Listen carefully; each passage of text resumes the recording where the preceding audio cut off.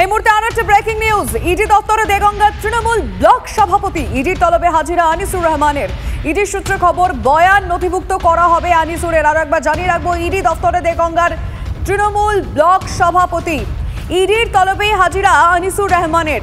ইডির সূত্রে যে খবর আমাদের কাছে আসছে, বয়ান নথিভুক্ত করা হবে আনিসুরের। আমরা এই বিষয়ে আরো ডিটেলে আপনাদেরকে জানানোর চেষ্টা করব। এখনো পর্যন্ত এই হাজিরা নিয়ে কি কি তথ্য সামনে আসছে এবং ইডি সূত্রেই বা কি খবর রয়েছে, রঞ্জিত আমাদের প্রতিনিধির কাছ থেকে জানবো। রঞ্জিত, দেখো, দেগঙ্গার তৃণমূল কংগ্রেসের ব্লক সভাপতি আনিসুর রহমান ঠিক ঘড়ির কাঁটায় যখন 11টা 10 মিনিট সেই সময় রেশন দুর্নীতি মামলায় তিনি হাজিরা দেন। এর পরবর্তী ক্ষেত্রে দেখা যায় যে আলিফ নূর তিনি আসেন ঠিক 11টা 30 মিনিট নাগাদ ইডি দপ্তরে।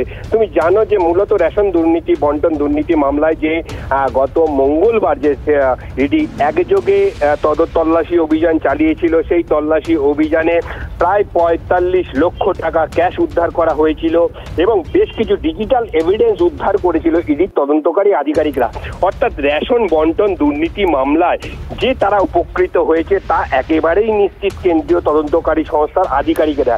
এবং সেই মর্মে তাদের যে তল্লাশি অভিযানে উদ্ধার যে সকল নথি এবং ডকুমেন্ট এবং ব্যাংক স্টেটমেন্ট সমস্ত বিষয় কিন্তু জানতে চেয়ে ইডির তদন্তকারী আধিকারিকেরা গতকালই ইডি দপ্তরে হাজিরা দেওয়ার নির্দেশ দিয়েছিলেন এবং সেই মতো 11:30টার সময় হাজিরা দেওয়ার নির্দেশ দিয়েছিলেন এবং সঠিক সময়ে তারা দুজন কিন্তু এসে উপস্থিত হয়। এই মুহূর্তে তারা ইডি দপ্তরে আছে। আর কিছুক্ষণের মধ্যেই তাদের জিজ্ঞাসাবাদ পর্ব শুরু হবে। অর্থাৎ যে বেহিসাবি যে অর্থ তাদের কাছে মিলেছে এবং বেহিসাবি আর্থিক লেনদেন, বেহিসাবি সম্পত্তি কোথায় কত আছে এবং এই যে বেহিসাবি সম্পত্তি কোথা, তার আয়ের উৎসটা কি, সেই সমস্ত বিষয় তাদেরকে জিজ্ঞাসাবাদ করা হবে। এমনকি তাদের ভিডিওগ্রাফি করা হবে বলে ইডি তদন্তকারী সূত্র মারফত আমরা জানতে পারছি। লিমা, বেশ নজর থাকবে রঞ্জিত, ধন্যবাদ। বঙ্গভঙ্গ ইস্যুতে বিজেপিকে বিপাকে ফেলার উদ্যোগ তৃণমূলের। আগামী সোমবার বিধানসভায় আসছে বাংলা ভাগ বিরোধী নিন্দা প্রস্তাব। আমরা এই বিষয়ে একটু ডিটেলে জানি, আমাদের প্রতিনিধি প্রদীপ্ত কান্তি ঘোষ বলবেন। প্রদীপ্ত, আগামী সোমবার সকাল 11টা নাগাদ বিধানসভায় প্রস্তাব আসার কথা রয়েছে এবং প্রস্তাবের পক্ষে মমতা বন্দ্যোপাধ্যায় তিনি নিজে বক্তৃতা করবেন এবং এই প্রস্তাব মূলত আনছেন শোভনদেব চট্টোপাধ্যায়, অরূপ বিশ্বাস সহ শাসক দলের 7 জন বিধায়ক।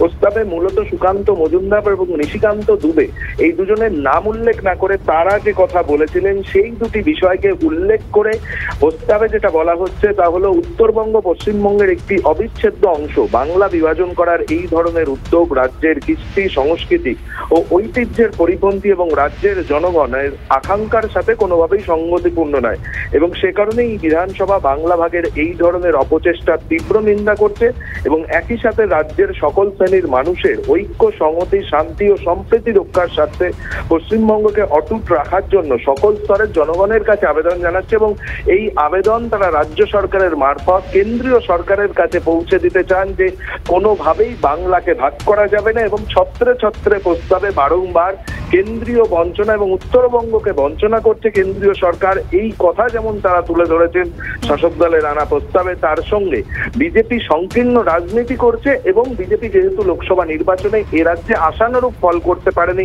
সে কারণেই বিভাজনের পথে তারা হাঁটছে, এই কথাও প্রস্তাবে উল্লেখ করা হয়েছে।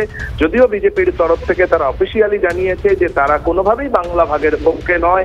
কেউ যা মন্তব্য করেছে সেগুলো সবটাই আর তাদের ব্যক্তিগত মত। এবার দেখা যাক সোমবার বিধানসভার নজর থাকবে সেদিকটা। প্রদীপ্ত, ধন্যবাদ।